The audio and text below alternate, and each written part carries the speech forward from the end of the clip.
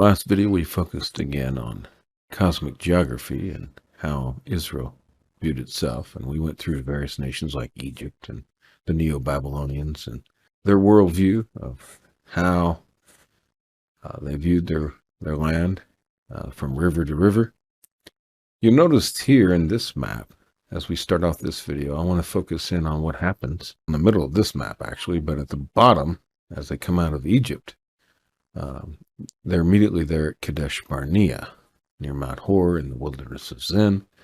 And that's where we notice the Brook of Egypt is, which is not depicted on this map, but they kind of wander around there, and then they go all the way around Edom, past Moab, all the way up near toward Bashan at Edrei. And so even before Joshua gets to go into the Battle of Jericho, we have this idea that they have to deal with the north. So they deal at Kadesh Barnea with giants. Numbers 13 to 14, they're scared. And so there's lots of geographical information there that can be dug out. And the idea of the giants there. And then it pushes them around Edom, Moab. And instead of, again, at Mount Nebo, where Moses sees the promised land and going into Jericho there toward the middle, just north of the Dead Sea, one must note how Yahweh takes them to deal further up north with Bashan and Edrei. And so there's a lot of discussion on why that's the case. And so they have to go to this very special place, and they have to deal with more giants that have mythological and cosmological implications. And so in this video, we want to discuss the importance of this reasoning that they have to go up to Bashan first before they can cross at Jericho, and what it means cosmologically and mythologically. So what do we have here? We have, again, the map showing the various regions, and you can see in the north of this map, Bashan, okay, and that's what I'm after, okay? And you can see we're at the very top of this map. In the north, you see Mount Hermon, okay? And then you can see the river Latanu there as it goes toward, okay, the Great Sea, all right?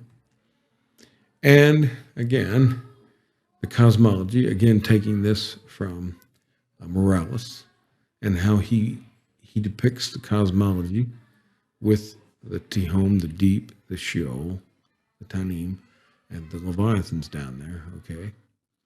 And then, you know, the mountain of God, Sinai, and how the whole Rakia, the firmaments there, and the Mabu, the flood above, the waters above, and where the sun is, and the windows of heaven. He's depicted it all. And then he's mapped that against the tabernacle and the temple, okay?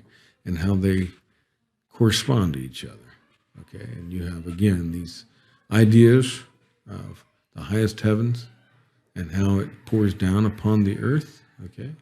These are all depictions of the ancient Near Eastern model that you have here at the center of the earth.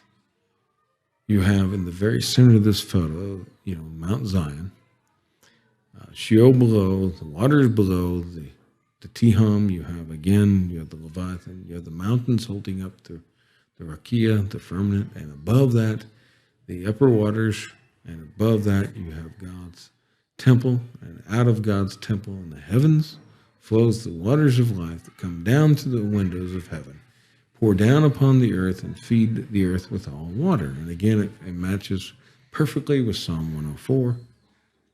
So you can see the correspondences here of the heavenly and earthly spheres, and how the heavenly tabernacle as just a shadow. The temple we have here on the earth is just a shadow of those things in heaven, and there's a direct connection between the two, that there's a divine link, that one mirrors the other, okay?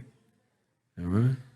And so again, the ancient cosmology that we're trying to describe here. And so this is all what I want to paint a picture of, and that for us to understand, okay?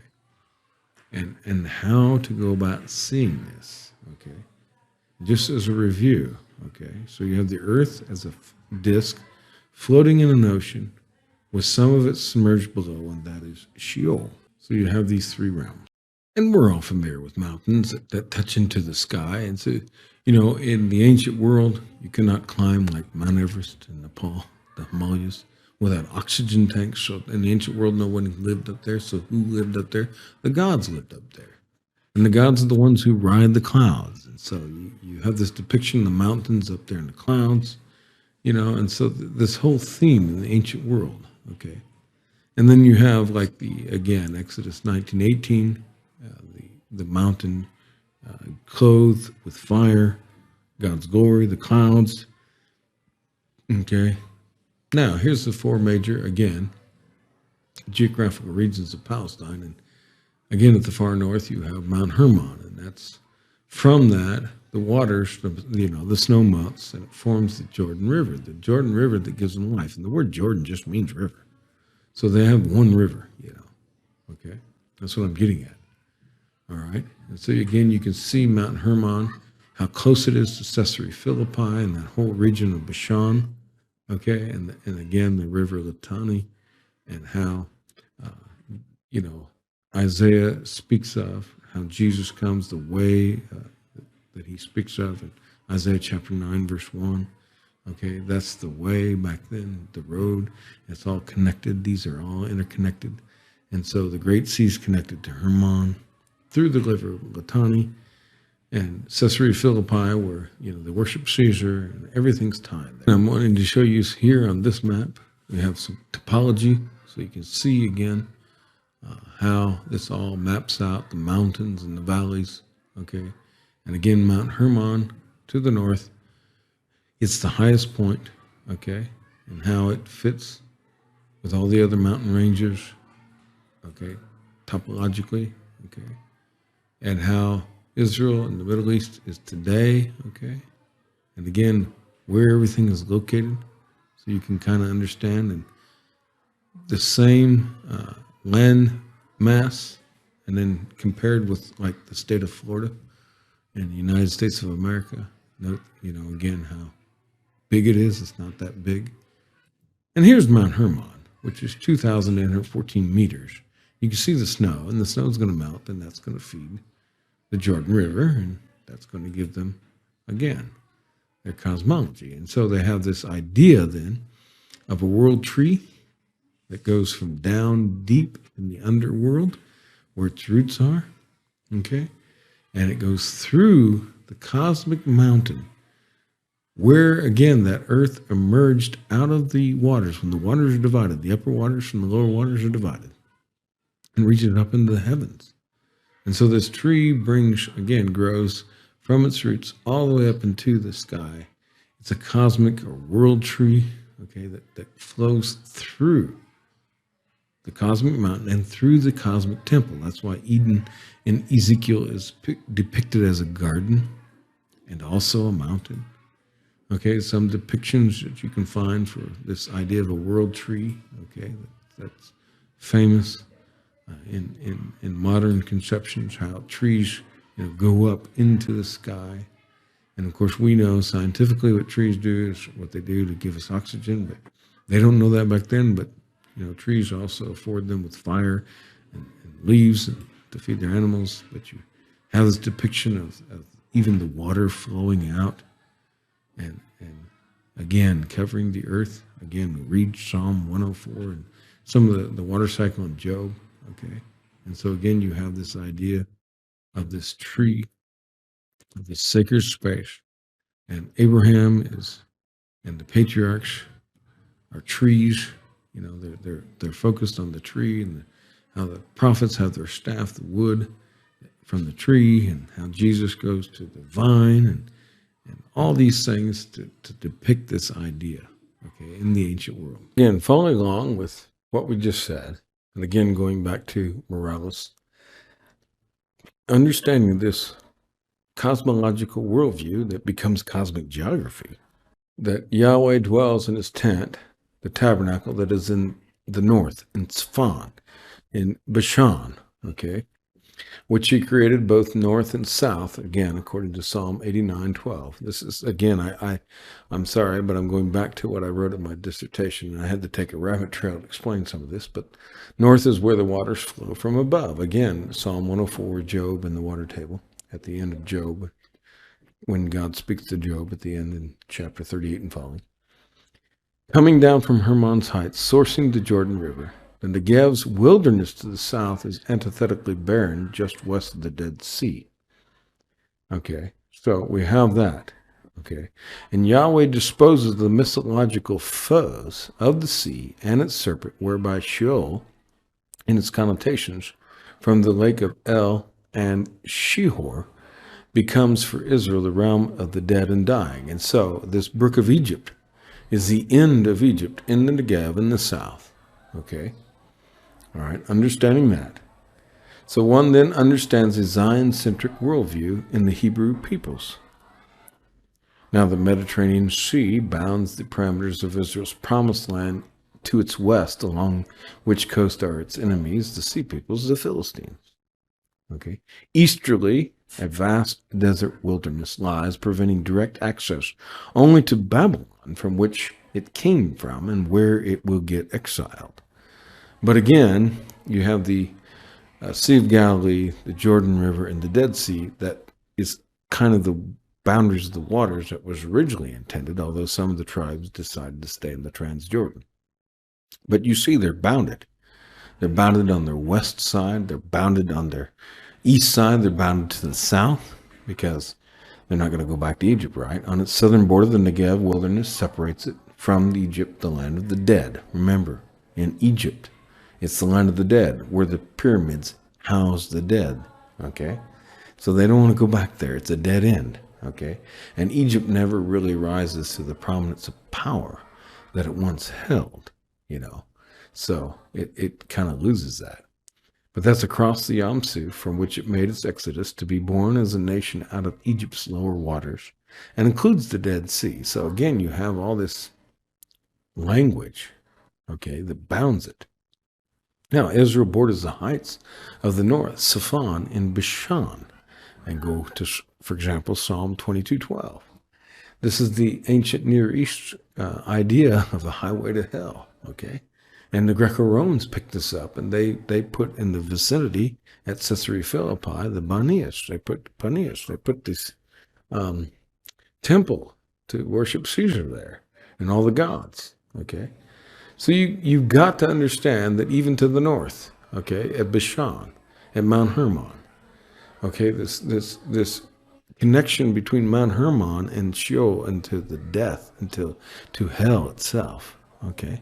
And I showed you the world tree where everything's connected, but for them in the north, okay, for them at the north in Bashan, okay, anything in the north, all their enemies come from the north. The Greeks will come from the north. The Babylonians actually come from the north because they can't cross the desert. Okay, the Assyrians come from the north. All their enemies come from the north, and they're familiar with Egypt, so it's like, that's an old enemy. Okay, so all of the trouble they're going to have is from the north.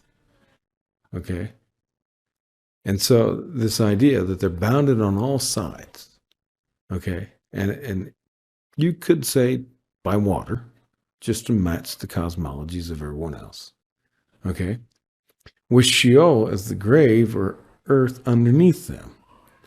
So if you're bounded north, south, east, and west, and you can't go any direction, okay, and this is, you know, almost hyperbolically speaking, okay, this is the land promised to Abraham, and it kind of matches what David and Solomon was able to afford them to some extent, although not perfectly, but conceptually it'll work as a conception, okay? We're speaking ideologically, okay? We're not speaking precisely exactly, okay? We're speaking in ways they would understand as ancient people. So you can't go north, south, east, or west. We've covered the land given to Abraham by God, promised to him in Genesis 12, from river to river, from the river Euphrates to the brook of Egypt, okay, which is the end of Egypt, okay, in some scholars' minds. Not everyone's in agreement with that assertion. So, and Sheol below. So there's only one trajectory, one path that leaves God's people, is to go up, to ascend up. make an ascension. Okay. So again, as I write my dissertation, which shows the grave underneath them, the earth underneath them, the place of the dead, and the dead to the north, Saphon, then the dead to the south, okay, the Dead Sea and Egypt. And you can't go, again, to the Mediterranean, that's the sea peoples, more death. And you can't go toward Babylon, that's the desert, more death. Okay, so what remains?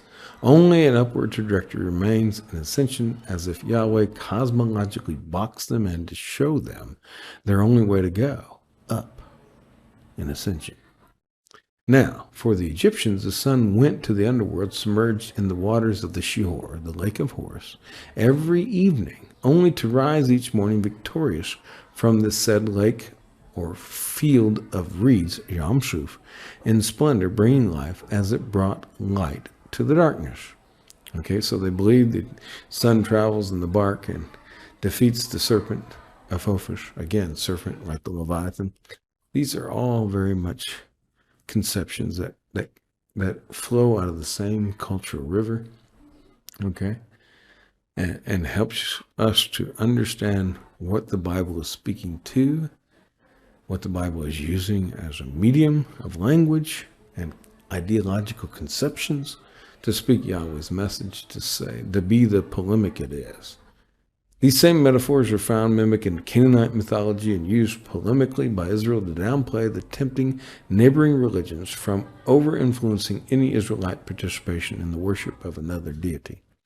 Pharaoh's army meets its end in this Yam Suf, which typifies Egypt's ends of the earth. Okay? Because as long as, now again, I showed you the map that Egypt has, and it goes all the way up to Mitanni.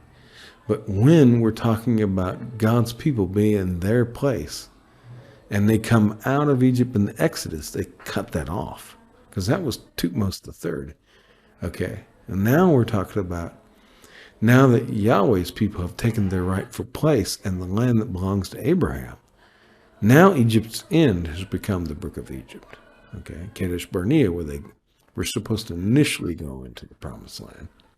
And that's a whole nother discussion, what happens with Joshua and Moses.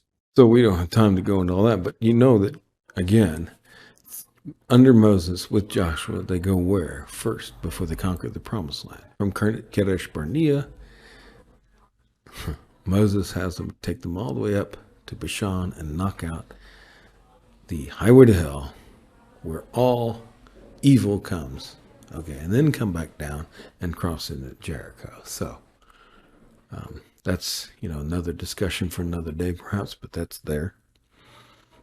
So again, Pharaoh's army meets its very end in this Yam Suf, which typifies Egypt's ends of the earth, or the land of Egypt proper, while it also symbolizes Israel's new beginning and a baptism of sorts as it transitions from the wilderness to the promised land. Now, turning to more northern influences, Riken contends that the Old Testament refers to the Apsu waters of Semitic mythology as the waters above the firmament in Genesis 1, verses 6 and 7. The mythological Apsu waters do occur in Hebrew poetry, but standard translations disguise them. Okay? English versions generally render the Hebrew epesh, as occasionally the dual form of apsiam, as end, extremity, nothingness. In several poetic passages, however, ends of the earth, epesh, occurs in parallel corresponds to the waters of heaven in Psalm 30, verse 4, or the furthest seas in Psalm 65:5. Tracers of the watery apsu, as God's enemy remain. The adversaries of the Lord shall be broken to pieces. The Lord will judge the ends of the earth in 1 Samuel 2:10. End quote from Riken. And finally, as I write my dissertation in this section, the sun circles Middle Earth. It traverses the upper regions daily, tracking through the underworld nightly. The stars follow tracks according to the seasons by heavenly gates. The land is bound accordingly by both the upper and lower waters, and both the mountains touching the skies, the upper skies, at the horizon along its outermost region, and the seas lower, representing the waters of the deep.